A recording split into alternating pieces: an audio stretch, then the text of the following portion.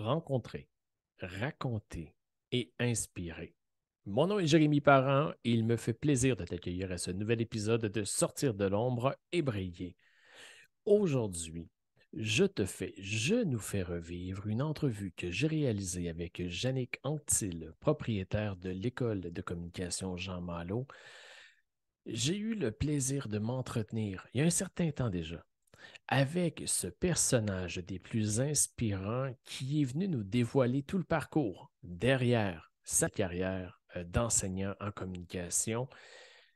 Derrière le professionnel se cache un homme de grande valeur qui, à plusieurs occasions, a dû mettre un genou au sol pour se relever par la suite. Et c'est sous le thème Avancer vers ses rêves qu'on se plonge dans son histoire.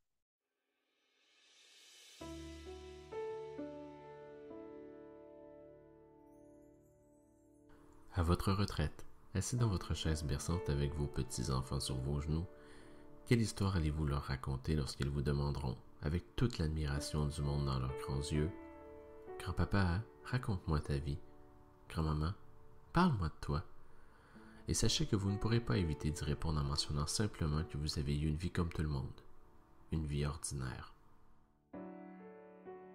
Les enfants ne jugent pas et savent instinctivement que chaque personne est une histoire à raconter.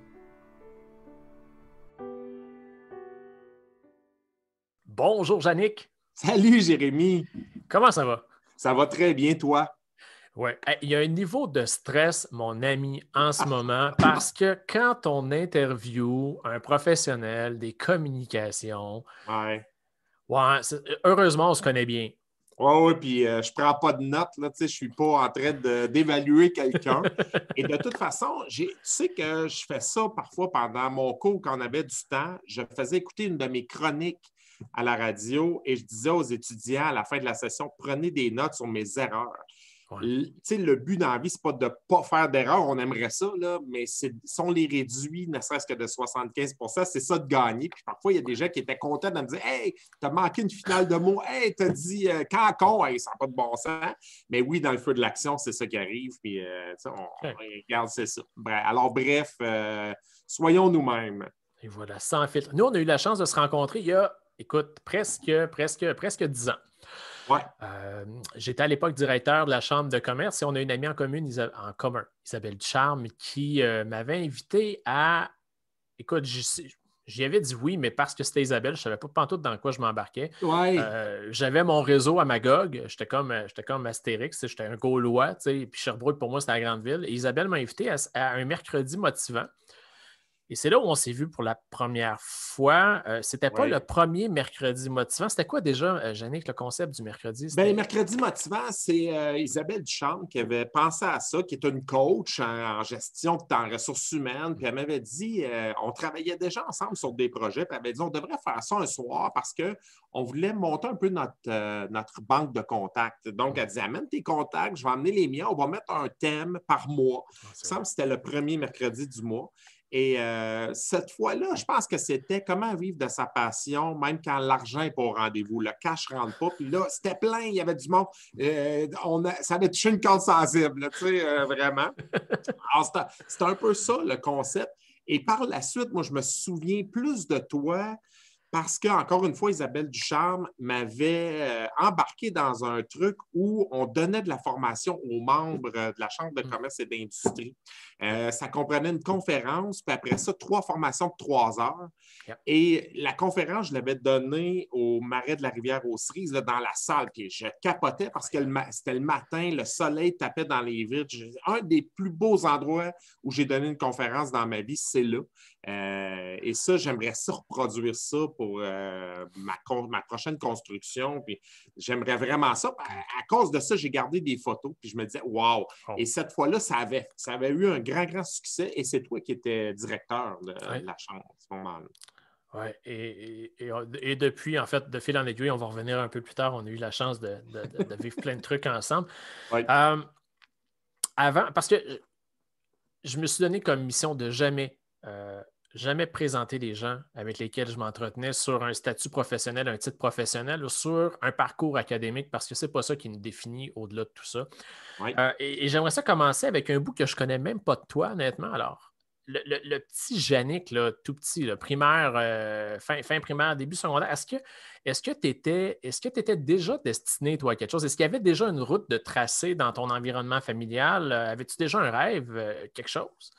En fait, je viens d'une famille de commerçants. Je suis venu au monde à Saint-Denis-de-Brampton. On habitait au-dessus du magasin général parce que en 72, à ce moment-là, c'est un magasin général. Aujourd'hui, c'est un immense centre de rénovation là, tu le visites avec un quart de golf parce que c'est rendu immense.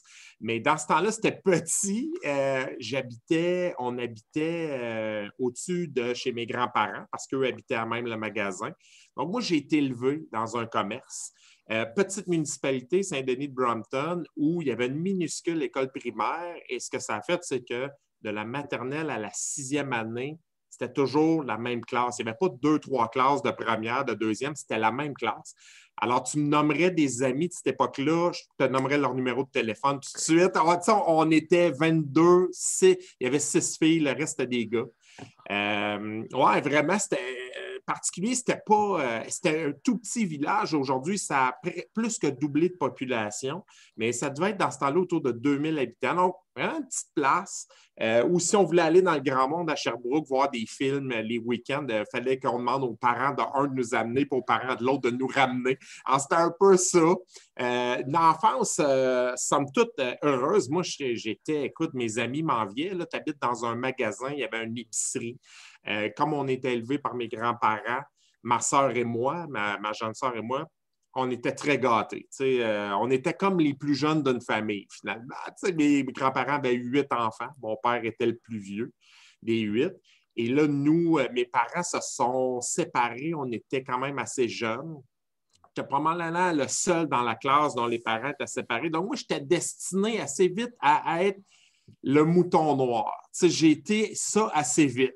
Et je me rendais compte que mes profs, le directeur, j'étais tout le temps chez le directeur. Moi, l'autorité, ça, tu dis à quoi tu étais destiné. J'étais destiné à être très réfractaire à l'autorité. C'est peut-être la seule affaire dont je me rappelle pour vrai. Là, mais sinon, c'était une enfance... c'était le fun, des bons amis que j'ai encore aujourd'hui. Le 23 juin, le dernier jour des classes, moi, je braillais comme un veau. Là. Je ne voulais pas les quitter. J'allais à l'école pour le social. En fait, c'était ça. Je n'avais pas des mauvaises notes, mais je n'étais pas le plus assidu. Et moi, j'habitais un terrain de jeu, là, une cour à bois, des hangars avec des matériaux. Il y avait plein de sources de jeux, pas d'ordi dans ce temps-là, évidemment. Alors, on était tout le temps en train de jouer, se faire des camps avec du gyps, avec mes grands-parents acceptaient pas mal tout. Là, alors, on était vraiment gâtés, mais pas couvés parce que mes grands-parents étaient débordés de travail, donc autonomes assez rapidement. Ouais. Mais là, en fait, pas confronté, mais entouré d'entrepreneurs parce que c'était ton quotidien. Je veux dire, j'imagine que c'était familial. Là, des oncles et tantes aussi devaient être en affaires, j'imagine, dans le même secteur. Ou... Il y en avait plusieurs. En fait, sur les 8 enfants, là, mes oncles, mes tantes, mon père, tu as la moitié qui était très business. Au moins, c'est 4, là, je dirais à peu près 3, 4. Et l'autre moitié, c'était des artistes. Alors moi, ce qui a été extraordinaire, c'est que j'ai été beaucoup confronté à tous les courants de pensée. Tu avais des libéraux, tu avais des péquistes, tu avais de la gauche, tu avais de la droite. C'était vraiment ça, ça gueulait. Là. Ça gueulait souvent dans la cuisine, là, pas loin du magasin. Et moi, j'en revenais pas d'assister à ça, des gens qui se chicanent et tout ça. La moitié des artistes étaient tous végétariens. On parle des années 70. Là. Alors, ma grand-mère faisait toujours à peu près 4 plats pour contenter tout le monde. Et l'autre moitié était carnivore, mais pour les 4 autres, là, mangeait 2 fois plus de viande qu'il aurait dû. Alors, c'était vraiment hyper différent comme environnement. Et moi, j'ai remercié récemment mes oncles et tantes artistes parce que moi, je ne savais rien faire de mes 10 doigts. Et pour la portion entrepreneur, dans ce temps-là, tu étais un lâche, tu étais un intellectuel. Donc, Tu sais, mon père m'a souvent présenté à dire « Ah, lui, il ne conduit pas de camion, il est dans le bureau. » C'était quasiment « On a eu une subvention. » là, tu sais. mais c'était comme une mentalité de gens qui avaient été élevés sur une ferme. Si tu ne sais rien faire de tes 10 doigts, qu'est-ce que tu vas faire dans la vie? Alors moi, je regardais mes oncles qui sont devenus enseignants universitaires, cégep et tout ça, en graphisme, en art dramatique. Et ça m'a un peu sauvé parce que j'ai vu que, OK, on peut être assis dans le salon et rien faire. On n'est pas obligé de faire 80 heures semaine tout le temps, travailler avec ses mains. On peut faire d'autres choses. Et avec le recul, ça m'a beaucoup aidé. Mais ça développe un esprit critique assez rapidement dans la vie, j'imagine, hein? Oui, je te dirais que je penchais beaucoup vers mes oncles et tantes intellectuels et tout, moins manuel. Puis à un moment donné, le côté affaires aussi a pris le côté plus à droite, gestion. On est responsable de notre bonheur aussi. C'est pas toujours au gouvernement de tout faire. Donc, j'ai eu les deux courants. À un moment donné, j'ai penché à gauche, à un moment donné à droite. Mais je m'entends bien avec tout le monde. Je trouvais que c'était extraordinaire. Puis j'ai été élevé, les gens disaient, ma grand-mère était traumatisée parce que mes parents étaient séparés. Et pour elle, ça se pouvait pas. Elle était d'une génération où non, c'est jusqu'à ce que la mort vous sépare. C'était comme ça. Donc, elle avait de la peine pour nous autres, alors que l'expression « ça prend un village pour élever un enfant ». Hey, moi, là, j'entrais dans la chambre de mon oncle au cégep, il y avait des globes de toutes les couleurs, ça sentait bizarre des fois. Tu avais toutes sortes de courants. Mais c'est mon oncle graphiste qui a fait mon plus beau costume d'Halloween. Il n'était pas graphiste dans ce temps-là, mais on était élevés par plein d'oncles et tantes, c'était fabuleux, qui s'occupaient de nous autres. Alors, c'était peut-être moins drôle pour eux, mais en tout cas, moi, j'ai eu une enfance extraordinaire pour ça parce que je ne me suis pas ennuyé une seconde. Ça a été vraiment le fun pour ça. Et il vient un moment donné où on peut se laisser bercer par les deux courants, mais il y a comme un choix qu'on doit faire. Moi, ma grande fille a 16 ans, là, secondaire 5, alors doit faire ses choix d'études. On lui demande déjà de définir où elle s'en va dans la vie, ce qui n'a juste pas de saint bon sens quant à moi. Alors, honnêtement, quand tu as un parcours comme le mien, tu peux dire à tes enfants que c'est correct de changer 25 fois de trajectoire. Il faut juste que tu sois sur la bonne voie, sur la tienne, puis après ça, prends les chemins. Quel côté, en fait, par quel côté tu t'es laissé porter dans cette espèce de courant-là? Moi, je le sais, mais en fait, je vais le dire, le monde des affaires, en fait, à un moment donné, tu as eu un choix à faire et tu y as fait ton entrée.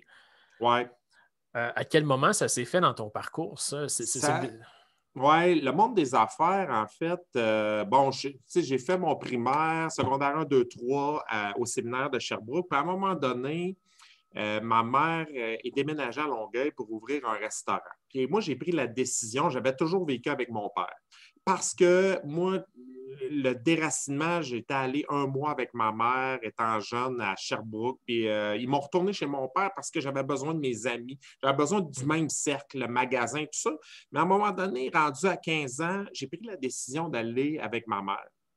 Et là, secondaire 4 et 5, moi, c'était le journalisme. Il y a eu comme un déclic où là, j'animais tout ce qu'il y avait à animer. Je faisais beaucoup de parascolaires. C'était le fun parce que c'est une nouvelle école. Mes meilleurs amis encore aujourd'hui proviennent de cette époque-là, ces 2 années-là fabuleuses. À Longueuil, s'appeler Anctil, ça n'a aucune importance. Personne, j'avais aucune famille, pas de commerçant. Là, je suis devenu Jannick. C'est là que j'ai eu un prénom. Et je suis devenu vendeur par téléphone sur la rue Sherbrooke à Montréal. Donc, je prenais le métro tous les soirs pour aller vendre par téléphone, écœurer le monde par téléphone. Et ça, pour un ado, c'est extraordinaire. T'écœures le monde, t'es payé pour ça.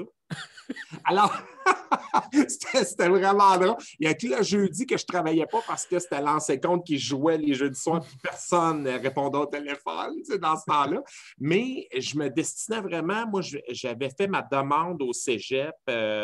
J'avais fait une tentative en théâtre, interprétation. Je trouvais que, j'avais de la gueule et tout, puis j'ai vu c'était quoi être un bon comédien, puis c'était pas moi. Je n'ai pas été accepté, mais j'avais fait une demande au cégep de Jonquière en arts et technologies des médias. Et mes notes n'étaient pas assez fortes. Je faisais beaucoup de parascolaires.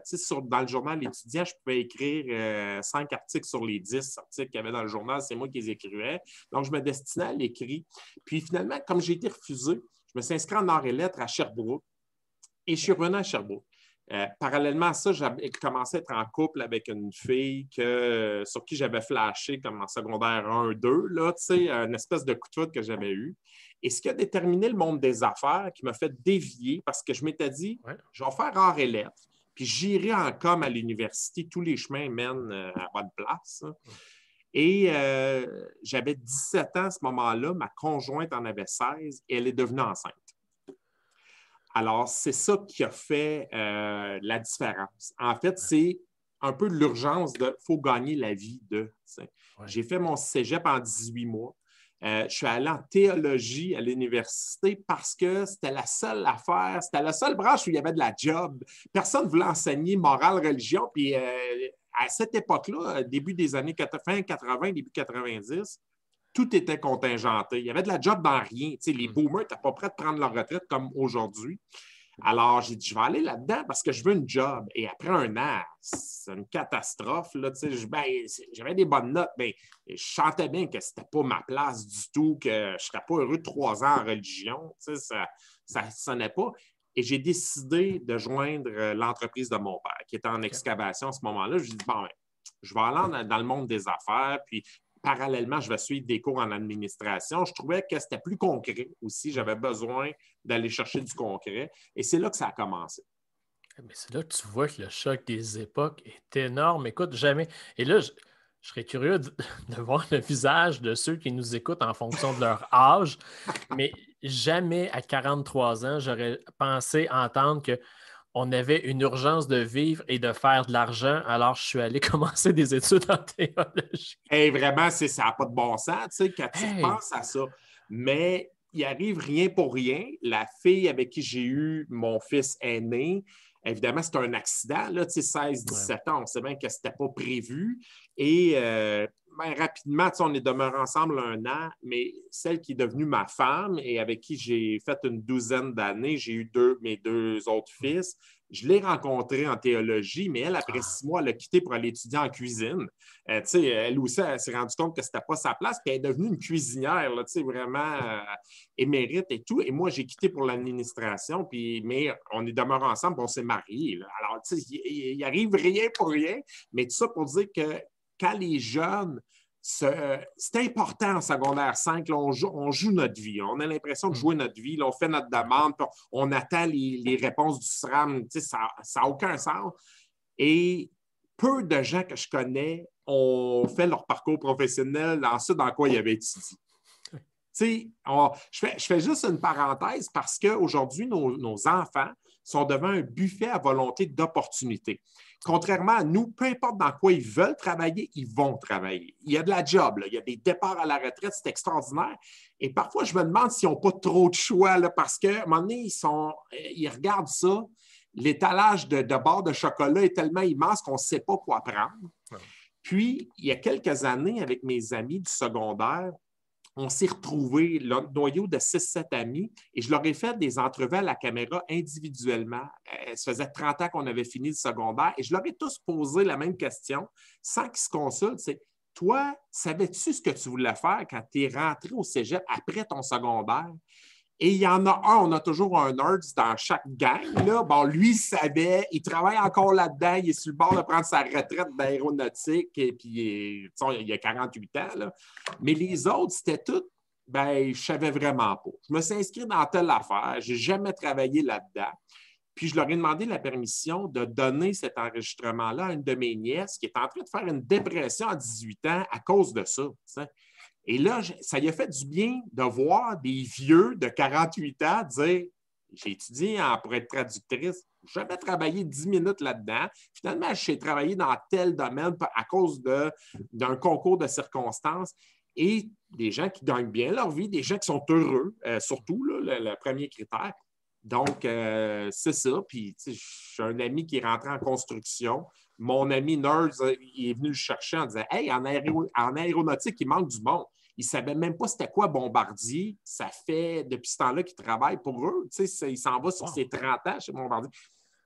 Et si tu lui avais dit ça, aéronautique, il ne savait même pas c'était quoi. Et pourtant, il a fait sa vie là-dedans. Donc, il n'y a pas de drame, mais on se fait un drame beaucoup avec ça.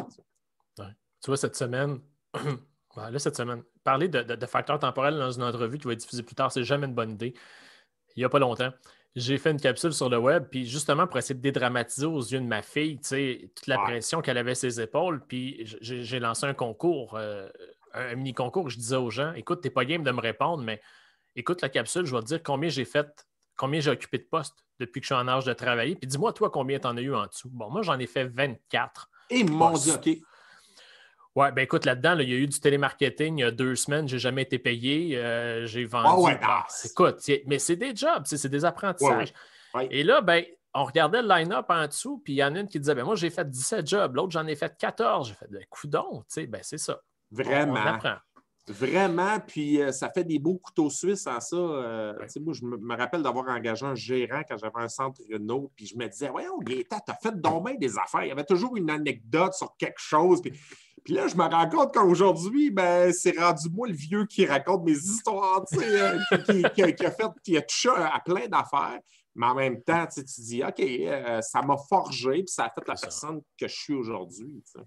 En plein, ça. Et là, incursion dans le monde des affaires, parce que c'est là où on était dans l'espèce de chronologie. Oui. Ça a duré. Parce que là, manifestement, tu n'es plus dans ce domaine-là. Alors, il a dû arriver quelque chose à un moment donné qui fait qu'il y a une transition qui s'est opérée. Là. Ben, en fait, j'ai démarré en affaires avec une entreprise en excavation qui était connexe à celle de mon père. Puis, parallèlement, en même temps, j'administrais son entreprise. Okay. Je me suis marié à 22-23 ans. J'avais acheté un terrain commercial. Moi, la vie, là, à chacun de mes anniversaires, là, à ces âges-là, là, je déprimais parce que je disais, j'ai pas de REER, j'ai pas de maison. Puis là, les gens disaient, ouais, mais tu as 20 ans, Jannick. Alors, moi, je me mettais vraiment une pression. Tu sais, quand tu as un enfant à 18 ans, tu n'as peut-être pas la même façon de le voir. Moi, des assurances-vie, là, j'ai fini de les payer, ça fait un bon bout de temps parce que je les ai pris à 18 ans. Tu as des préoccupations que d'autres jeunes de ton âge n'ont peut-être pas, à cause de ça, à moins de ne pas prendre ça au sérieux. Là. Mais c'est ça, 22-23 ans, maison, marié, business. C'est comme ça. Puis quelques années ont passé, puis à un moment donné, avec mon père, on s'entendait plus ou moins bien sur la direction qu'on devait donner à l'entreprise. J'ai fait une espèce de burn-out parce que ça tirait énormément de jus. J'ai décidé de lui vendre mon entreprise et je suis déménagé. Tu sais, le besoin de s'éloigner de la famille, je suis déménagé avec ma femme et le fils qu'on avait eu ensemble à Lac-Mégantic. J'ai trouvé une occasion d'affaires. À ce moment-là, on est en 98. J'achète un centre de location d'outils avec un de mes amis, un associé. On déménage tous les deux à Mégantic et on part ça, un petit centre de location qui faisait 75 000 de chiffre d'affaires quand on l'a acheté. Puis là, ça s'est mis à débouler. On était vus comme les gens dynamiques, les jeunes qui arrivent dans dehors dynamiques. Et 2 ans plus tard, on était rendu aux commandes d'un centre de rénovation, là, puis je passe les détails, mais qui faisait 1,1 million de chiffre d'affaires la première année. Tu sais, 75 000, 1,1 million, c'était une grosse business, on a emprunté. Ben ouais, c'était fou, puis on n'avait pas le temps de s'en rendre compte. Ça roulait, puis il y avait une opportunité. J'ai démarré cette entreprise-là. Toute ma famille ont des centres de rénovation. Alors, je me suis dit, je vais faire ça. Ça va être payant. Il y a une opportunité. Il n'y avait pas beaucoup de compétition à Lac-Mégantic dans ce domaine-là. Alors, j'ai pris cette décision-là par opportunisme. Et ma conjointe, ses parents habitaient Lac-Mégantic. Donc, je me disais, elle va être près de ses parents. Moi, je travaille 7 jours semaine. Au moins, elle va avoir de la famille. Alors, c'était ça les critères qui avaient guidé ma décision à ce moment-là. Je ne me suis pas demandé une seconde si j'allais aimer ça. Là. Regarde, il y a une pièce à faire là, on le fait. Et ça a été ça le critère à ce moment-là. Écoute, des bancs de l'université en théologie, j'opère un centre de rénovation sans me poser de questions parce qu'il y a de l'argent à faire. Ouais. Il y a toute une démarche spirituelle. On repassera pour le vœu de pauvreté.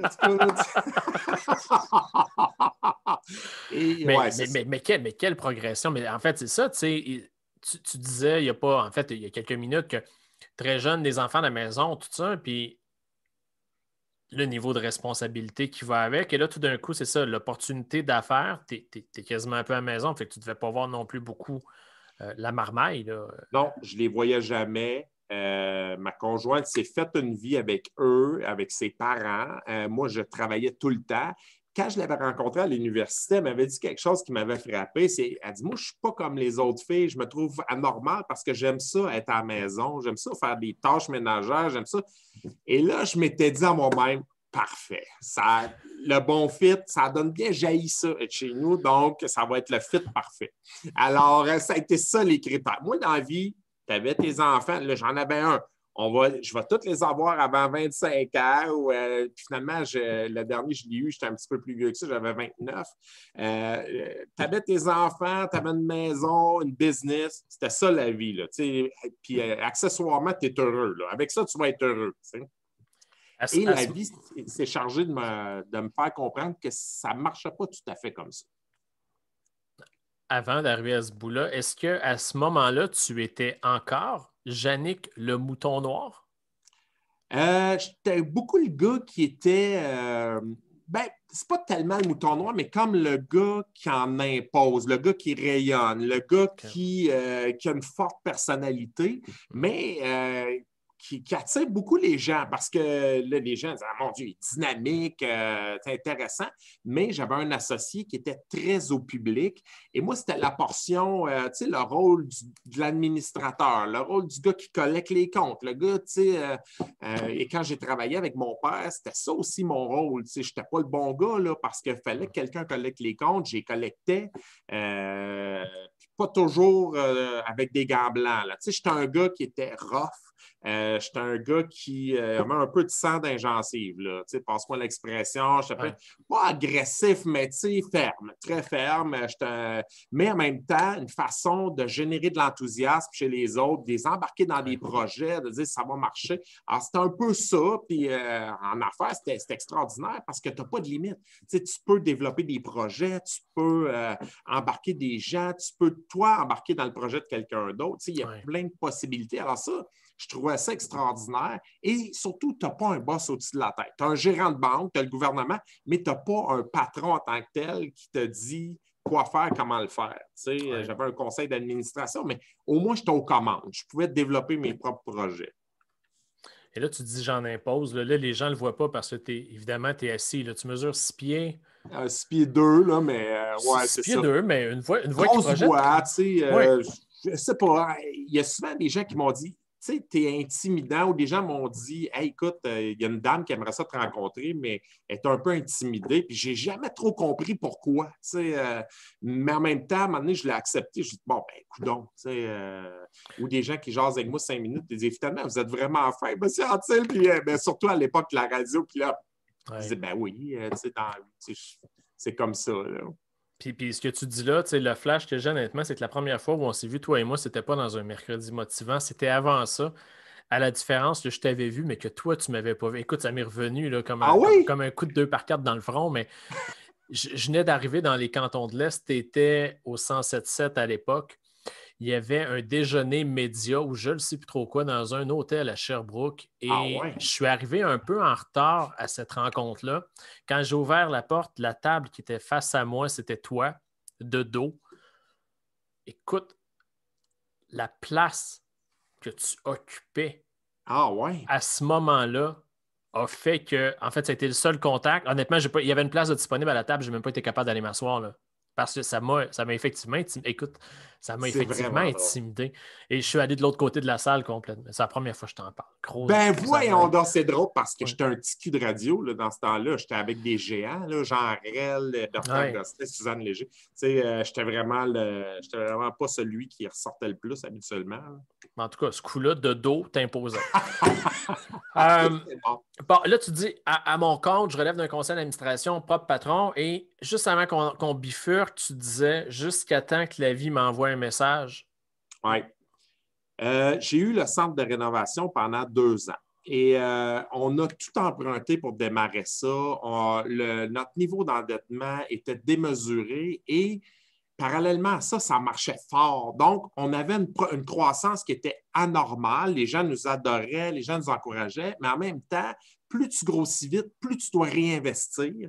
C'est un peu technique pour les gens qui n'ont pas eu de business, mais et c'était une culture, Lac-Mégantic, du crédit, du crédit maison. C'est-à-dire qu'on va acheter chez vous, marque-le sur notre compte, comme dans le cas de la petite maison dans la prairie, et quand ça donnera, on te payera. Alors ça, 250 000 $ plus tard, tu as acheté les matériaux, tu les as vendus, mais les gens ne t'ont pas payé. Et là, on tire toujours le diable par la queue comme ça. Je dors plus. Il faut que j'écoute des comédies de situation en arrivant chez nous à 10 heures. Là, ma conjointe m'enregistre à kilomètre-heure, histoire de filles, etc. Parce que sinon, je ne suis pas capable de dormir. Je ne fais que penser à ça. Puis, à un moment donné, je ne fais que travailler. Je m'impatiente. Je ne suis plus du monde. C'est très, très difficile. Et écoute, ces années-là, là, les moments que j'ai passés en famille, je ne serais pas capable de t'en nommer. Là. Tu sais, des moments de qualité, là, ça n'a pas existé vraiment. Et à la fin de la deuxième année, où on a le centre de réno, notre fournisseur principal finit par nous envoyer une lettre enregistrée en disant, bon, on vous donne 30 jours pour trouver, il me semble que c'était 250 ou 300 000. Là, il faut que vous rabattiez ça sur le compte, sinon on tire la plug. Et là, c'est terminé. Puis dans les mois qui ont précédé cette lettre-là, on avait acheté un équipement, parce qu'on avait aussi un centre de location, un équipement, un tracteur flambant neuf qui avait coûté tout près de 40 000 $. Et 2 semaines après, on se l'est fait voler. L'assurance nous a annoncé qu'elle ne payait pas. Parce que c'était une location puis un suivi d'un vol. Donc, c'était une fraude. Et là, on a appris qu'on n'était pas assuré pour la fraude. Si la personne était venue le voler de nuit, on aurait été payé, ça aurait été un vol, mais c'était une fraude. Donc, c'est une ligne technique là, de petits caractères. Et là, moi, j'ai contacté JE à ce moment-là pour dénoncer ça. Ça a marché. Il y a plein de centres de location qui nous ont appelés. Mais là, les créanciers ont vu ça et ont dit, ils ne s'en sortiront pas. Et là, c'est à celui qui va tirer à la plug en premier. Et là, la banque qui te demande de rabattre 10 000 de plus par mois sur la marge de crédit. Bref, on est obligé de s'asseoir, de dire, c'est fini, on ne peut plus, on n'a pas l'argent qu'ils nous demandent, c'est impossible. Et moi, je viens d'une famille de commerçants qui n'ont jamais subi ce genre d'échec-là. Tu sais, le magasin a démarré en 1935 dans la pire récession de l'histoire, puis guerre mondiale, etc. Et malgré ça, et là, moi, je suis confronté à aller m'asseoir avec des créanciers pour leur annoncer qu'on va fermer. Je vais payer tous les petits fournisseurs en argent. Je paye mes employés 1 mois à l'avance en cash pour être sûr qu'ils n'ont pas de problème. Tout ce qui n'est pas hyper légal, mais qui pour moi est moral, je le fais. Et on a appelé un syndic et je vais toujours me rappeler, je le dis souvent en conférence, mais le matin où le syndic est arrivé, je suis au magasin, je les attends. Les clients arrivent, la porte est barrée et là, il me dit qu'il faut changer les serrures. Et le seul qui change des serrures, c'est mon compétiteur. Alors, j'appelle la coopérative qui vient changer les serrures de leur compétiteur parce qu'il est fermé. Alors là, le gars est à genoux devant moi et il est en train de changer les serrures. Mais je pense qu'il est plus mal à l'aise que moi, mais là, c'est à ce moment-là que tu apprends la signification du mot humilité. C'est vraiment, tu étais le gars, la vedette de l'entrepreneuriat, la jeune vedette, et là, tu deviens rien, l'échec. Tu es un échec. T'sais. Alors, c'est le message que la vie t'envoie, c'est ça. Et j'étais allé voir le médecin quelques semaines avant parce que j'étais au bout du rouleau puis j'avais demandé de me prescrire des somnifères. Et le docteur Laframboise, extraordinaire, m'avait dit non, je ne suis pas un prescriveur de pilules. Tu vas retourner chez vous, tu vas revenir dans 3 semaines et tu vas avoir trouvé 3 choses à faire autres que travailler. C'est ça ta prescription. Et là, j'étais parti chez nous à dire il est cinglé ce gars-là, ça n'a pas de bon sens. En pensant que ça allait être facile. Puis 3 semaines après, je suis dans la salle d'attente, je tremble parce que j'ai trouvé une chose à faire. Je suis allé à la bibliothèque une fois, mais le reste, je n'ai rien trouvé à faire autre que travailler. Puis là, je suis effondré. Mais c'est, tu vois, une série de petits messages que la vie t'envoie où tu te dis, ouais, OK, là, à un moment donné, là, je pense que ça peut être d'autres choses, la vie. Mais tu as l'impression que c'est fini. Tu as l'impression que ta vie arrête. Mais honnêtement, chapeau bas à ce monsieur Laframboise. Ouais, Patrice. Aïe, aïe! Oui, c'est encore mon médecin de famille, même s'il est à Lac-Mégantic. Je ne le changerai jamais tant qu'il va vouloir de moi. Puis il est très difficile d'avoir un rendez-vous avec lui, mais lui m'a sauvé la vie. Je lui ai déjà dit, je pense qu'il ne réalise pas à quel point, mais parce qu'il est arrivé des choses après, puis il a toujours été vraiment là pour moi. Il m'avait pris comme patient parce que c'était un de mes clients, la quincaillerie. Puis on sait comment c'est difficile d'avoir un médecin de famille. C'était pas différent au début des années 2000. Alors moi, il m'avait pris en disant, ouais, OK, là, le gars qui me vend des matériaux, je vais... Mais finalement, je suis accroché à lui. Puis, m'a beaucoup aidé dans cette période-là, sans en trop en faire, mais juste dire les vraies affaires. T'sais. Alors là, tu as quel âge à ce moment-là? J'ai 30 ans. C'est l'année de mes 30 ans. Là, c'est en avril 2002. Je viens d'avoir 30 ans. Je pense que ma vie est terminée parce que j'ai fermé mon commerce et moi, je ne suis dans la vie qu'un homme d'affaires. Tout le reste, je ne suis pas un père, je ne suis pas un mari, j'ai des enfants, j'ai une femme, mais je suis un homme d'affaires. Et pendant des mois, je ne veux pas sortir, je veux pas. J'ai recommencé à travailler pour mon père, donc je fais Mégantic Sherbrooke tous les jours. Au moins là-bas, bon, il n'y a pas les gens de Mégantic et j'ai une peur morbide de l'opinion des gens. Tu ne veux pas ça parce que c'est petit Mégantic. Puis, à un moment donné, avril, mai, juin, on arrive à la Saint-Jean. Les enfants veulent aller voir ma femme, aussi les feux d'artifice au bord de l'eau. Alors là, je pousse le carrosse du plus jeune qui a 1 an et quelques. Et j'en parle tout le temps avec beaucoup d'émotion parce que là, les gens viennent me voir. Puis ils me serrent le bras. Puis ils me disent, comment ça va? Hey, écoute, lâche pas. Qu'est-ce que tu fais de bon? Alors là, j'ai eu cette espèce de leçon aussi de, garde, les intentions que tu prêtes aux gens qui vont te détester, qui vont t'en vouloir, ça n'arrive pas, là. C'est pas ça qui arrive, là. Il y a quelqu'un de la SADC qui m'avait dit, mon ami Ginette m'avait dit, tu sais, Yannick, là, les gens d'affaires, ils se disent tous, ça aurait pu m'arriver à moi, là. S'ils ont une pensée en commun, c'est pas mal plus ça. Mais pour moi, puis on est sévère envers nous-mêmes, bien plus que les autres là, peuvent l'être. Pour moi, c'était un échec qui était inacceptable. Puis, j'ai vu 10 mois après la fermeture de l'entreprise que la vraie fin du monde, c'était pas la fermeture de l'entreprise. C'était vraiment quand ta femme t'annonce que finalement, elle s'est faite une vie avec les enfants, puis avec ses parents, son petit monde, et que là, elle te demande de t'en aller. T'sais. Alors là, il te reste une affaire dont tu n'as pas pris soin, ta famille, et là, même ça, tu ne l'auras plus. Hey, c'est tellement... Ce qu'il y a de... En fait, c'est de voir à quel point, tu sais, très jeune, début vingtaine, tu avais tout placé, tu sais, pour que ce soit là et même pas une décennie plus tard, ouais. il ne restait plus rien. Là. Non, mon monde s'écroulait. Moi, j'étais au début de la vingtaine en avance sur tout le monde. Quand tu regardes le volet maison, enfant, etc. Ouais. Puis le gars, il a eu un enfant de 18 ans, mais il travaille, puis ça va bien. Il y a eu un échec avec la mère de mon fils aîné. Bon, ça demeure un échec important. Mais moi, quand je me suis marié, c'était réglé à vie. Là. Ouais. OK, ça, c'est réglé. Je peux aller travailler, là, je suis marié, puis on va avoir des enfants, puis c'est réglé. Et là, ça s'effondrait en me la disant, même ça, tu n'es pas capable. Là, tu as un échec financier, faillite personnelle et commerciale d'1,2 million à 30 ans.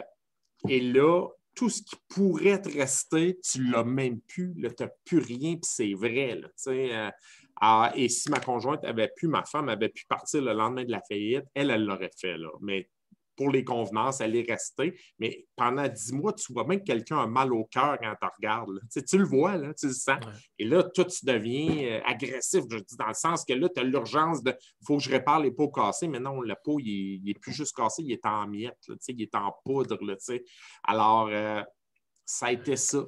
Et ça a été une année... il a fallu que je me trouve un appartement. Et là, je me suis dit, je me trouve un appartement à Mégantic pour voir mes enfants souvent. Il n'y avait pas de job. Je postulais pour des emplois, il n'y a rien qui fonctionnait. Parfois, on était 30 candidats, puis à la fin, j'étais celui qui était choisi, mais il décidait finalement de ne pas créer le poste. Il y arrivait des choses où tu disais, voyons donc, ça n'a pas de bon sens. J'avais des appuis, mais pour toutes sortes de concours de circonstances, il n'y avait que des échecs. C'était vraiment que des échecs. Puis, je le raconte quand je donne des conférences un peu sur mon parcours. J'ai un appartement, un 4,5. Je suis allé voir cet appartement-là, correct, là, mais là, il appartient à un de mes compétiteurs, un gars qui avait un magasin de peinture. Fait que là, j'y avais rentré dedans, le gars. J'y avais grugé du marché pendant 2 ans. Et là, je vais le voir. Encore une fois, l'humilité, en disant, j'ai besoin d'un appartement. J'ai eu un retour d'impôt. Fouille-moi pourquoi, mais je suis capable de payer 3 mois à l'avance ton loyer. T'sais. Et là, il dit, pourquoi payer 3 mois à l'avance? Ben, tu sais, là, moi, j'ai fait faillite et tout. Puis là, il me donne les clés en disant, va placer tes affaires, là, puis paye-moi un mois, puis ça va être bien correct. T'sais. Alors, tu sais, à travers les échecs, il y a beaucoup de bonnes choses qui arrivent aussi. Il arrive ces choses-là, mais il n'en reste pas moins que je rentre dans cet appartement-là chaque jour, je vais marcher, et quand je reviens, c'est une porte vitrée, puis au bout, vissé sur le mur, il y a le téléphone avec un répondeur numérique. Et c'est tout le temps le chiffre 0 qui est écrit. Il n'y a jamais de message. T'sais. Il n'y a jamais de personne qui m'appelle. Il n'y a rien. Il n'y a plus rien. J'ai mes enfants de fin de semaine sur 2, puis il faut que je me force pour aller chercher parce que je me trouve tellement minable. Alors, et j'avais écrit à un de mes amis à ce moment-là, je pense que je ne serais plus jamais quelqu'un dans la vie. Là. Pour moi, c'était fini. Il n'y avait plus de raison d'avancer vraiment. Mais là, entre l'homme que tu étais à ce moment-là et celui qu'on voit à la caméra, évidemment, il y a un monde de différence. Alors, il a fallu un moment où tu avais les 2 genoux à terre, que tu sois capable d'enlever un à la fois, j'imagine, puis de te relever. Comment tu as fait pour te rebâtir? Ça n'a pas dû. Ben, à un moment donné, après presque 1 an à Lac-Mégantic, j'ai dû me rendre à l'évidence que, bon, il n'y aura jamais de job pour moi là. Je vais travailler encore pour mon père, mais là, je vais déménager à Sherbrooke parce que mes enfants, je ne les vois pas plus. Là, j'y vois le week-end. Puis, à un moment donné, ma conjointe a rencontré quelqu'un à ce moment-là. Puis, une autre étape. Il y a des choses très difficiles dans une séparation où tu es rejeté de toutes parts. Et là, j'explique ça aux gens. Je te l'explique, pas pour me plaindre, mais pour montrer à quel point, à un moment donné, quand tu as le fond du baril, pour vrai, tu peux juste te donner un élan pour rebondir et il en arrive des affaires. Mais les gens veulent m'aider. Tu sais, j'ai une tante, Ranel, qui a un centre, qui avait le Ronald Entrepôt, puis qui m'appelle, dit « Hey, Jannick, j'ai besoin d'un gars comme toi, là, j'ai besoin de quelqu'un comme toi. Alors, tu vas venir aux ressources humaines, tu es habitué d'embaucher, et je vais faire une journée là, et je ressors de là, puis je vais la voir le lendemain, puis je pleure, puis je dis, je ne suis pas capable. On dirait que les bras ne lèvent pas. Ma tête sait qu'il faut que je travaille. Là, j'ai 31 ans à ce moment-là, puis il faut que je fasse quelque chose. Mais on dirait que les bras, ils ne veulent pas lever. Tout ce que je suis capable de faire, c'est de jouer aux cartes à l'ordinateur. Pendant 4 mois, ça a été vraiment comme ça. Puis à un moment donné, la nuit, tu as réveillé, tu as transpiré, tu as vraiment comme un gars en désintox. J'ai jamais pris de drogue de ma vie, mais je peux imaginer là, que c'est à peu près cet état-là où toi, ta drogue, c'était la business, tu n'en as plus, tu n'es plus rien, tu ne sais pas vers où te tourner. Et là, après 4 mois à jouer à l'ordinateur, aux cartes, à un moment donné, tu as un flash qui dit, écoute, toi, tu as déjà été heureux dans la vie. Là, il y a des années où tu avais du plaisir dans la vie. Et c'est là que mes souvenirs du secondaire sont venus. Secondaire 4-5, le gars qui va être journaliste, le gars qui anime le bal des finissants, les parties de Noël, etc. OK, j'étais heureux dans ce temps-là. Comment je pourrais faire pour retrouver au moins un peu de ce bonheur-là? T'sais? Et c'est à ce moment-là que j'ai pensé à l'école de communication de Jean Malo. Moi, là, j'ai 31 ans. Et pour moi, 31 ans, là, dans ce temps-là, dans ma perception, ta vie est finie. Là. Si tu n'as pas réussi à 31 ans, tu ne réussiras jamais. Puis changer de carrière, c'est impensable. T'sais. Mais j'ai tellement tout perdu que j'ai dit, OK, peut-être que ça ne me donnera rien, mais au moins, je vais avoir du fun. T'sais. Et c'est là que j'ai appelé Jean Malo. Puis, c'est lui qui m'a répondu. Il m'a reçu immédiatement à son bureau. C'était un après-midi. Il m'a fait enregistrer des extraits des bulletins de nouvelles, réclames publicitaires. Dans ce temps-là, il nous faisait passer cette espèce d'audition-là. J'y ai parlé un peu de mon parcours de façon très transparente. Puis, il m'a dit, tu sais, dans la vie, quand tu fuis tes rêves, à un moment donné, il y a un élastique qui te ramène à ça, tes rêves. T'sais. Et ça peut être long, mais là, c'est peut-être ton cas. Et là, je suis en cabine d'enregistrement, j'enregistre ça et je capote là, littéralement. Je me dis, ah wow, je veux absolument suivre ce cours-là. J'emprunte l'argent, c'est 1000$. Ça dure 8 semaines, 2 soirs semaine, les lundis et mardis. Et je ne vis, tu sais, il faut que tu t'accroches à quelque chose dans la vie. Bien, moi, je m'accroche à ce cours-là. Je ne vis que pour ces 2 soirs-là chaque semaine. Et je prépare mes exposés, j'enregistre, je pratique. Je veux juste faire ça. Et je n'ai aucune idée de ce que ça va donner parce que je n'ai pas de diplôme, je n'ai pas étudié là-dedans. C'est le seul cours que j'ai fait. Mais je sais qu'il faut que je le fasse. Puis après, ça n'a plus d'importance parce que là, je suis heureux là. Et là, le moment présent, me projeter dans l'avenir, ça fait longtemps que je ne suis plus là. Ça fait, depuis que j'ai fermé mon commerce, que tout ce que je veux, c'est aujourd'hui, peux-tu être heureux? Oui, OK, on le fait. C'est vraiment là où j'en étais à ce moment-là. Et là, les gens qui nous écoutent actuellement, il y a des moments comme ça dans une entrevue où c'est important là, que tu prennes, et là, je te parle à toi qui m'écoutes, là, tu prends un papier, un crayon, là, et cette phrase-là, quand tu fuis tes rêves constamment, il y a un élastique qui finit par te les ramener. Oui. Et ça, il faut retenir ça. Écoute. Moi, j'en vois aujourd'hui des gens fuir leurs rêves. J'ai toujours un petit sourire en coin en disant, encore une fois, il va s'engourdir avec d'autres choses parce que c'est confrontant. Tu es bon dans quelque chose, tu as des aptitudes, mais tu es tellement heureux quand tu fais ça, ça se peut pas que tu gagnes ta vie comme ça. Tu sais, on a une espèce de passé judéo-chrétien. J'ai aucune idée d'où ça vient, mais voyons, c'est tellement facile, c'est tellement le fun. Être payé pour ça, pour vrai, là, tu sais. Alors moi, j'étais beaucoup dans, l'éducation fait que, écoute, c'est dur la vie. Il faut que ça fasse mal. Il faut travailler fort. Et mon Dieu qu'il faut transpirer. Alors moi, à ce moment-là, c'est ça. J'ai été bâti comme ça. C'est ça que j'ai appris. J'ai vu mes grands-parents travailler comme des fous, le métier, jour et nuit, toute leur vie. Alors, il faut que ça soit douloureux. Là. Tu sais, la facilité, c'est un loisir. Si on appelle ça un loisir, c'est le dimanche. Bon. Mais gagner ta vie avec ça en ayant du fun, tabarouette. Pour moi, il y a une connexion au cerveau à ce moment-là qui ne se fait pas. T'sais. Et là, on va faire des grands bonds, en fait, des mini-moyens. Je trouve ça tellement important parce qu'on va apprendre à te connaître autrement. C'est clair que toi et moi, on va se rejaser sur d'autres choses, mais... Et là, bon, là, j'ai dit jaser. Je m'excuse encore une fois, il ne faut jamais dire jaser parce que jaser, c'est sur le perron de l'église, puis c'est faire de la médisance. On ne fait pas ça, nous. Non, c'est Charles Dubois qui me dit ça tout le temps. Ah, Charles, ben oui. Non, si Charles l'a dit, il a raison. Et voilà. Alors, tu suis le cours. Il y a le déclic qui se fait. Tu reconnectes. En fait, le boomerang de tes rêves te revient. Oui.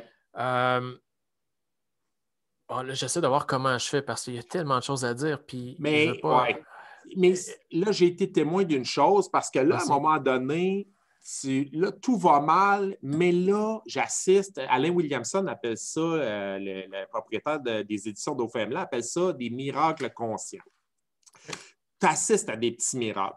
Et je dis souvent en conférence que c'est comme si la vie me regardait là, d'en haut là, en disant « Bon, t'as compris, là. Enfin, t'as compris c'était quoi ta place. Au lieu de te donner des coups de poing sur la gueule, on va te faire un chèque. » Et plein de concours de circonstances qui sont totalement invraisemblables arrivent, ce qui fait que je me ramasse assez vite au micro d'une radio. Alors que moi, je n'ai jamais pensé faire ça de la radio. Avant de suivre le cours de Jean Malo, pour moi, du journalisme, c'était à l'écrit. C'était la presse, la tribune, peu importe. Et là, il arrive des choses. Ça déboule parce que mon cerveau se met à fonctionner en mode « OK, il faut que je prolonge le plaisir. La formation achève, il faut que le plaisir se prolonge. » À ce moment-là, j'habite encore avec mes Mégantic. Je couche au lac Brampton, les soirs, j'ai des cours, tout ça, mais là, je me dis comment je pourrais faire pour faire de la radio. Et poser des questions, c'est une bonne affaire parce qu'à un moment donné, l'univers finit par te répondre. Parce qu'à un moment donné, quand ça fait 15 fois que tu poses la même question, 100 fois, il y a quelqu'un en haut, je ne sais pas dans quel département, qui dit « Es-tu fatiguant? » On va lui donner sa réponse parce que là, il n'arrête pas d'appeler. Et c'est un peu comme ça que je le vois. Puis, à un moment donné, je propose mes services parce que Jean Malo nous avait dit une chose qui m'a guidé tout au long de mon parcours par la suite, c'est « Attendez pas qu'on vienne vous chercher. On ne vous connaît pas, on ne sait pas qui vous êtes. Proposez des choses, montez des projets, présentez-les à des gens et ça va finir par fonctionner. » Alors, moi, je retiens ça, je présente un projet à Lac-Mégantic, j'appelle la propriétaire de la station de radio en disant « J'assiste à l'avant-première du film La Grande Séduction à Sherbrooke. Demain, le lendemain, je pourrais vous faire une chronique là-dessus. » La fille, elle ne sait pas qui je suis. Mais c'est inespéré parce que là, tu as un chroniqueur artistique qui arrive, qui ne change pas une scène. Et là, j'avais gagné des billets au 107.7, qui était CHLT dans le temps, pour aller faire des chroniques à une autre radio dans Lac-Mégantic. Tu sais, ça n'a comme pas de bon sens, mais je le fais, je veux juste faire de la radio. Et je me présente le lendemain matin devant un jeune animateur, un flow là, qui sort de l'université, qui s'appelle Mathieu Beaumont. C'est sa première job.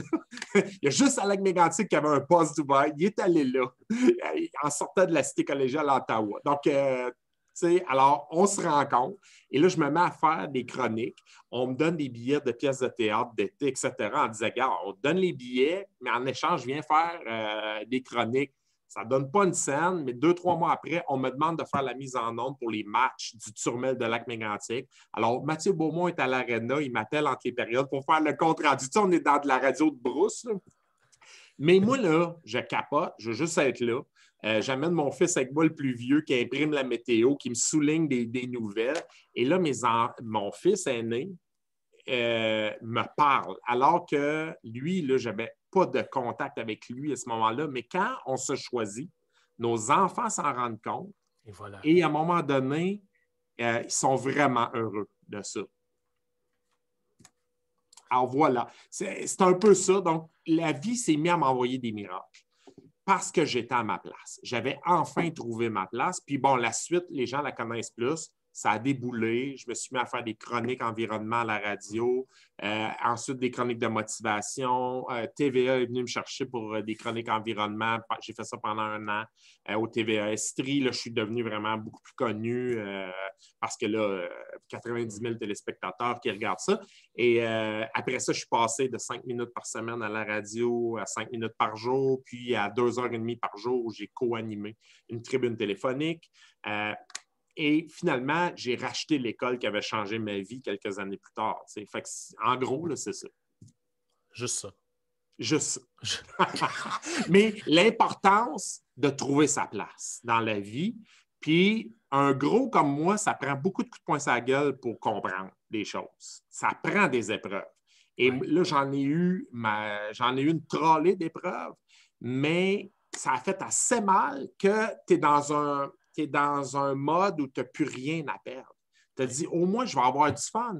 Ma réputation n'a plus. Je suis un échec. J'ai même plus de famille. J'ai même plus, les gens sont là pour moi, mais plus de femmes. Mes enfants, je ne les vois pas. Bon, ben là, il faut que je me donne un élan. Puis, il s'est mis à avoir plein de choses. Et quand tu trouves ta place, oups, les gens reviennent vers toi. Les gens qui en valent la peine parce qu'ils disent, oh, crème qui illumine ce gars-là. Je rentrais dans la salle des nouvelles à la TV, puis les gens disent, wow, toi, quand tu arrives, mon Dieu, que tu es de bonne humeur tout le temps. Oui, mais c'est comme si tu avais crevé de faim des années et tu arrives devant un buffet à volonté. C'est dur de ne pas être heureux. Là, mais ça me touche beaucoup, en fait, ce que tu as dit. Quand on se choisit, les gens qu'on aime s'en rendent compte. Oui. C'est fou. Alors, les enfants, particulièrement. Tu sais, les enfants qui ne prennent pas le temps d'analyser « Ah, notre père s'est choisi ». Non, c'est pas ça. Ils voient juste que tu es content, tu es heureux, tu chiales plus, tu t'impatientes plus. Et les autres veulent juste ça. Là, alors, quand vous faites des sacrifices pour vos enfants ou vous vous faites croire que je vais prendre tel job parce que là, il faut que je fasse vivre mes enfants. Non, vos enfants, là, ils ne veulent pas d'un marabout qui a raté sa vie, qui est passé à côté de sa vie. Ce n'est pas ça qu'ils veulent. Ils ne veulent pas ça, vos enfants. Ils veulent quelqu'un qui vit ses passions. Et oui, il faut gagner la vie d'eux, mais vous allez le faire. Alors que combien d'enfants ont entendu leur père dire « Moi, là, j'ai été à la shop pendant 30 ans, j'ai haï chacune des journées de ma vie. » Tu sais, j'entendais Michel Barrette dire ça, il dit « Mon père a dit « J'ai haï chaque journée de ma vie. » Ouais. C'est vraiment ça qu'on veut laisser comme exemple aux enfants? Pas sûr. Je vais rebondir sur le thème des enfants, sur ce lien-là avec Écoute, on va se donner un 10-15 minutes encore ensemble parce qu'on pourrait passer la journée. Hey, c'est trop long, c'est trop court. C'est toujours. Mais ça nous donne l'occasion de recommencer. C'est ce qu'il y a de beau, tu sais, maintenant. Ouais, c'est ça.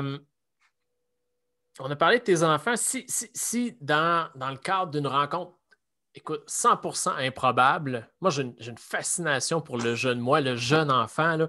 Si le jeune Yannick, là, à la fin de l'entrevue, allait cogner à ta porte, que tu lui ouvrais, et que là, vous décidiez de prendre un chocolat chaud ensemble, que ça dure une demi-heure, 1 heure, 2 heures, 3 jours, une semaine, que ça vous prenne 1 mois ensemble. Dès le moment où où la discussion se sera terminée et qu'il reprendra le chemin, qu'est-ce qu'il va retenir de cette rencontre-là qu'il aura fait avec toi, Yannick, aujourd'hui? En tout cas, ce que j'aimerais qu'ils retiennent pour sauver énormément d'années, c'est une chose dont on n'a pas beaucoup parlé, mais fais les choses quand tu sens que tu dois les faire et ne laisse pas l'opinion des gens autour de toi guider tes actions.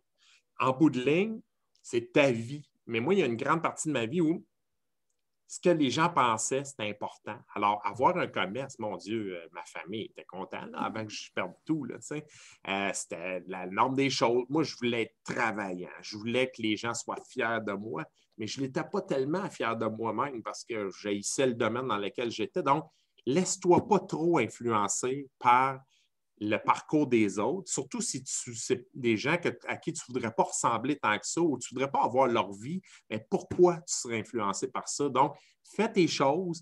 Les gens, pour t'aider, vont essayer de te faire des mises en garde, mais souvent, ils vont te nuire. Puis, tu sais, on l'a probablement fait avec nos enfants. Donc, fie-toi à ton jugement davantage. Puis, oui, tu vas te casser la gueule, mais au moins, quand ça va être des décisions que toi, tu vas avoir prises en fonction de ce que tu veux, tu ne peux pas bien manquer ton coup, puis va faire ce que tu aimes dans la vie. C'est vraiment ça que je voudrais qu'ils retiennent.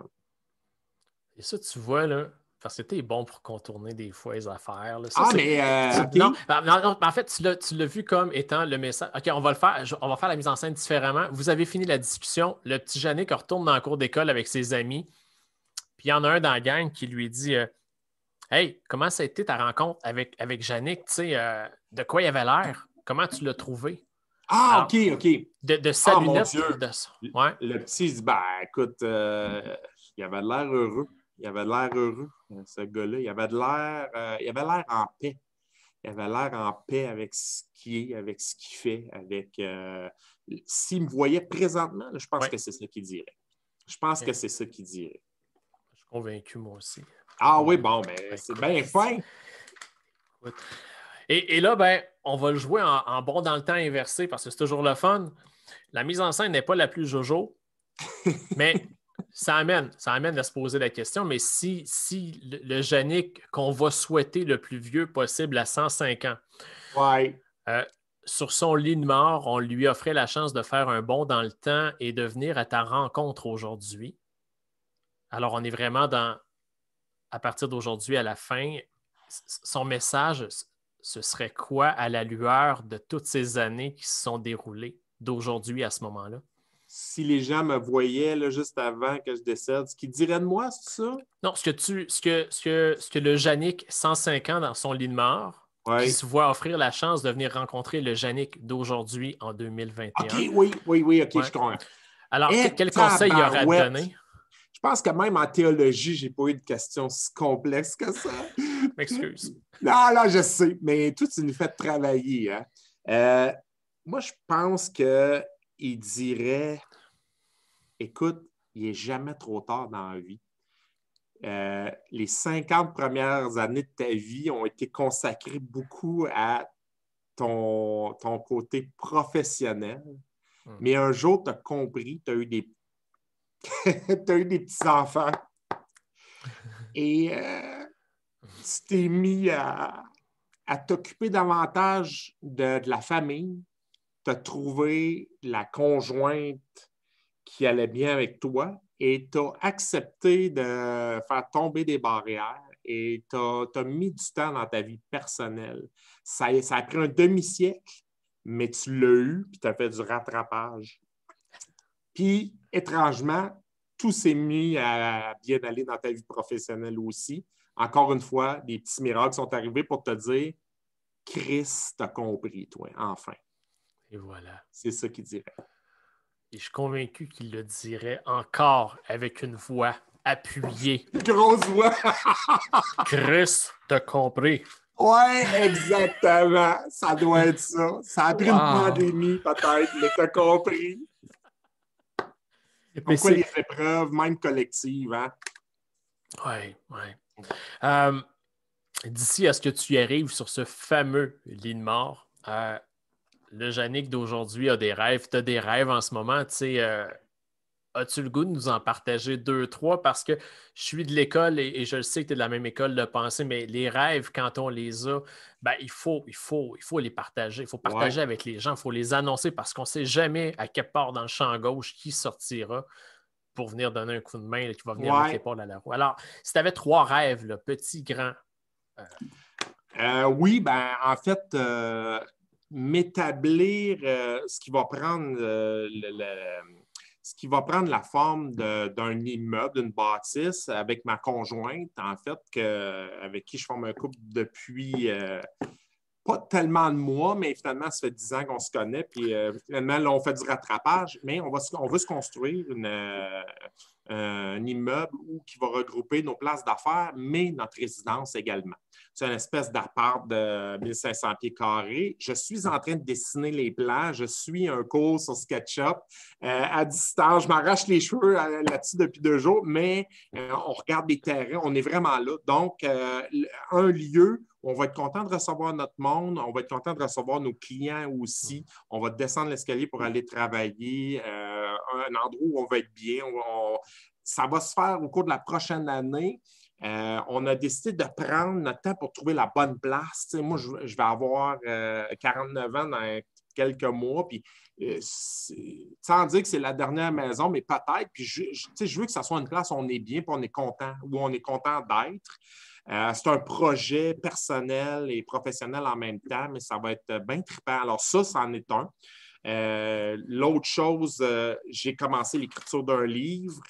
Et je veux écrire mon premier roman. C'est un roman d'inspiration, justement, qui s'appelle L'école de la confiance, où ça se passe dans la salle de cours, parce que souvent, des gens me disaient « Pourquoi tu n'écris pas un livre sur comment parler en public? » Ce qui serait vraiment d'un ennui mortel. Alors moi, je veux raconter l'histoire des gens qui viennent suivre le cours. C'est ça qui est le plus intéressant dans ma formation. Ce n'est pas la théorie. Ces livres-là sont plates pour mourir. Donc, on va faire autre chose. Alors ça, je veux le faire. Et l'autre rêve, bien évidemment, ça va avoir l'air. Comment ça que tu n'as pas fait ça encore? Mais moi, j'ai le projet de passer au moins une semaine avec toute ma gang chaque année. Mettons, aller à Saint-Jean-Port-Joli, louer des chalets. Au moins un week-end de 3-4 jours. Là, alors, dans mon cadre de vision sur ma vie personnelle, c'est de consacrer du temps à mes enfants chaque semaine. Mes enfants qui ont des enfants maintenant, je suis grand-père 5 fois, bientôt 6, mais je leur écris à chaque semaine. Mes petits-enfants, je ne les vois pas présentement, mais je veux, quand tout ça va finir, puis on peut aller marcher, on peut faire plein de choses, mais de consacrer du temps à chacun de mes enfants, ça, c'est un de mes grands rêves maintenant. Puis pour moi, là, ça ne vient pas facilement, ce genre de choses-là. Mes parents travaillaient. C'était des bons parents, mais ils étaient occupés. Ils faisaient autre chose. On est allé à Disney une fois, mais on n'a jamais pris de vacances en famille le temps que ça. Alors, moi, c'est le genre de choses-là que je veux arriver à faire ça. Donc, ça fait partie de mes rêves. Il y a un bel équilibre dans tout ça. Il faut, mais ça demande beaucoup d'efforts. Moi, là, c'est difficile pour moi, ce côté-là. Puis je le dis, là, jamais fumé, jamais pris de drogue, jamais pris un coup, mais le travail et l'espace que ma vie professionnelle prend, c'est démesuré, c'est trop important. Mais là, plus ça va, j'ai une conjointe qui est bonne aussi pour me ramener à l'ordre. Là. Maintenant, il y a un élastique qui me ramène, mais chez nous aussi. Là. C'est correct, dans le sens où, bon, il faut au début, ça demande un effort et c'est pas parce que je les aime pas, mais c'est parce qu'on dirait que ma tête était tout le temps « Hey, il faut que je finisse telle affaire, il faut que je finisse telle chose. » Là, c'est non. Tu sais, ça va être ça. Puis, tu sais, pendant le temps des fêtes, je leur ai fait des plats, j'aurais fait chacune une lasagne, je suis allé leur porter. Mon Dieu, qu'ils étaient heureux, tu sais. Et c'est ça. Donc, c'est pas grand-chose, mais en même temps, puis c'est pour ça qu'on veut un lieu où recevoir nos familles aussi. Ouais. Je suis quelqu'un qui aime recevoir, puis j'aime. T'sais. Alors, on veut recevoir les neveux de ma conjointe, sa mère, etc., son frère, puis ma famille. Mais tu sais, ce qu'il y a de beau dans tout ça, c'est quand, tu sais, cet équilibre-là vers lequel tu tends. Toi, maintenant, toi et moi, on le sait, tous ceux qui nous écoutent le savent, tu sais, on l'a ancré ensemble. Mais Chris, t'as réussi.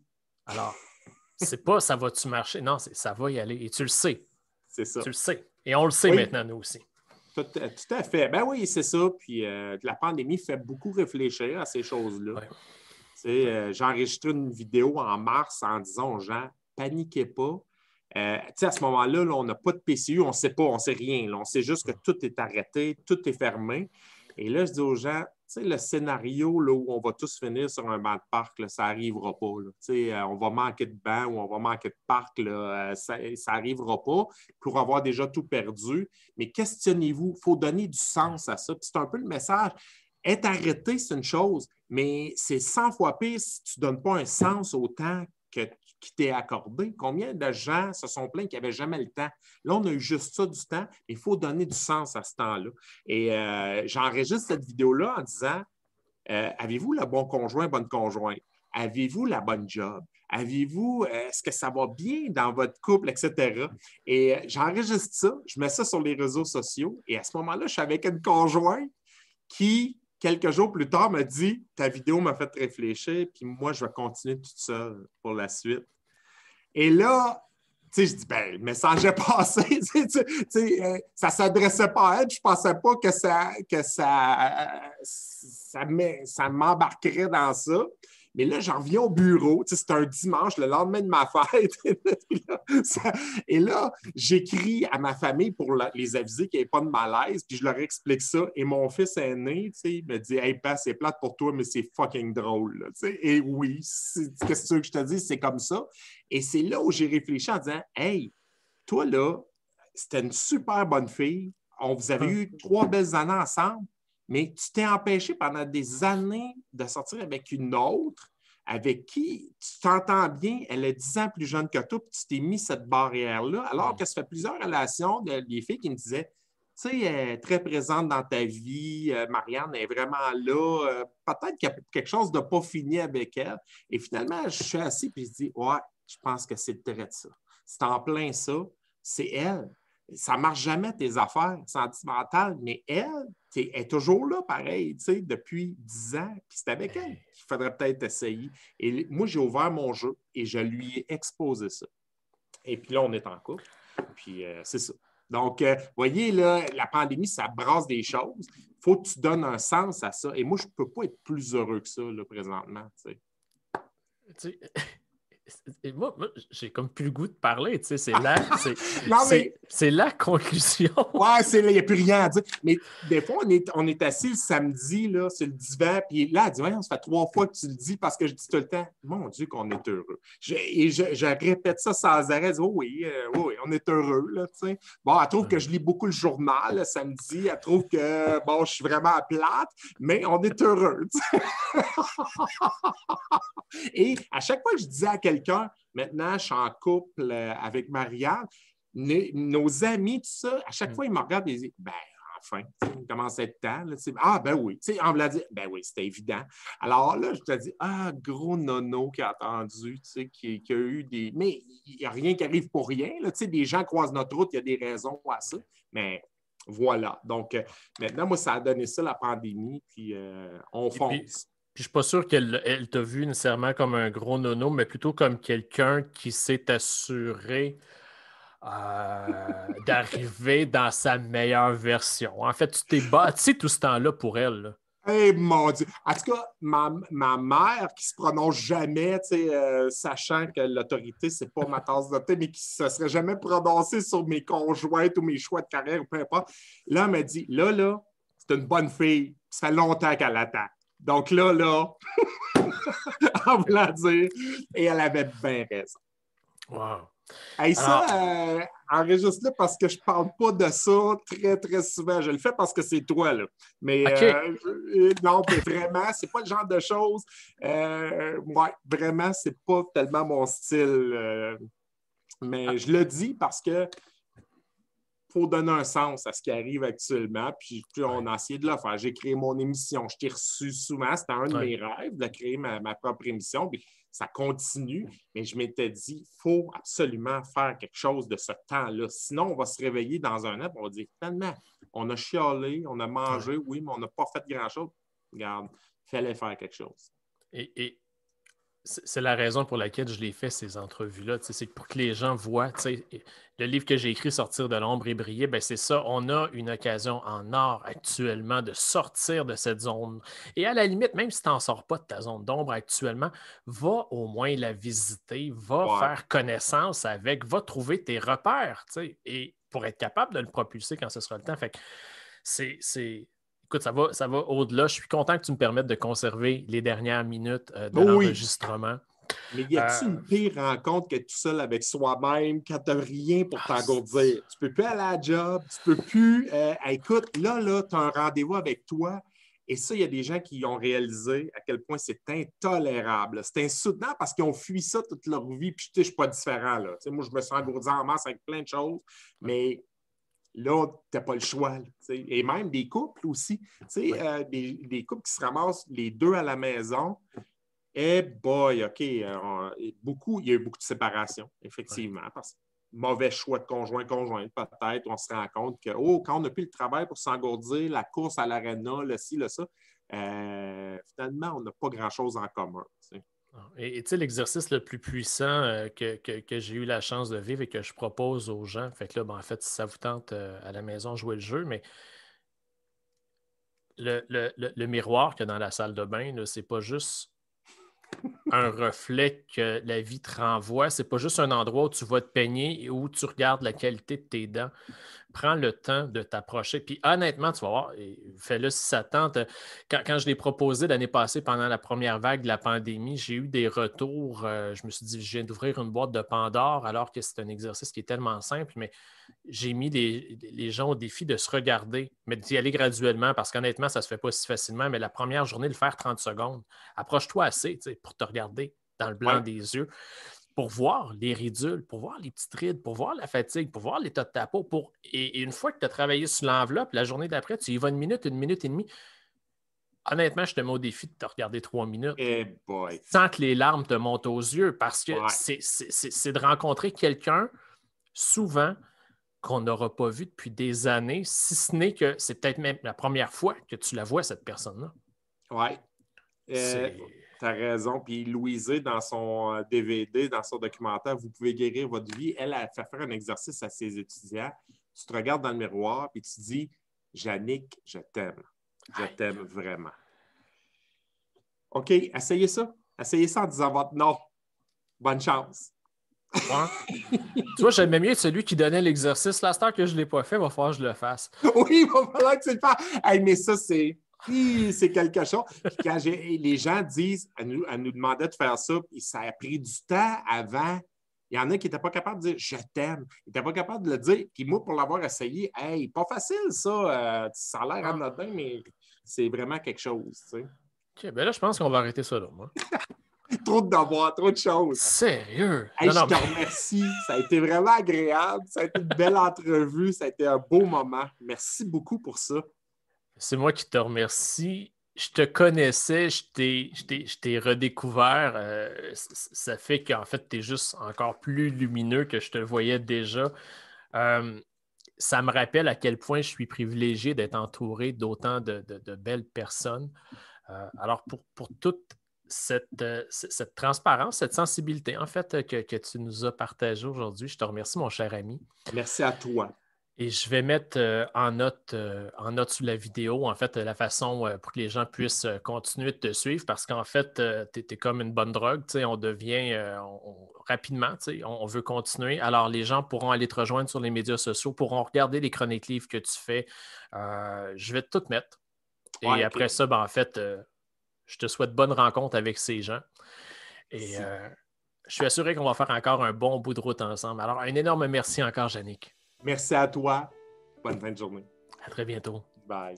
Bye bye.